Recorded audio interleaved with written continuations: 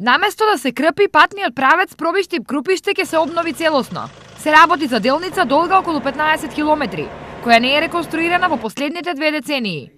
Постапката за обнова на овој пат веќе е започната, а наскоро ќе започне и работата на терен. Имавме предвидено средства за негова санација, меѓутоа ќе се согласите дека тој пат е неопходна поголема интервенција, така да во моментот правиме проект и почетокот од наредна година ќе распишеме тендер за градба на нов пат Пробиштип-Крупиште. Патот Пробиштип-Крупиште е еден од најлошите и најоштетени во регионот. Па од тука рехабилитацијата на патот им значи на сите граѓани. За секој ќе биде добро пат, не само за нас. Сите го користат за Кочани, за Пробиштип, единиот пат е вај, што нема дека да се сефа тука мине.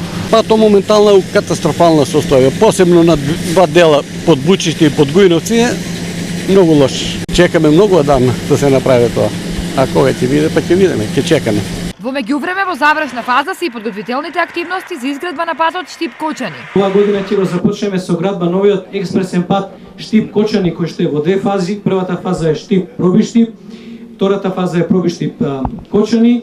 Во патна инфраструктура на истокот општините и државата ќе вложат околу 200 милиони евра.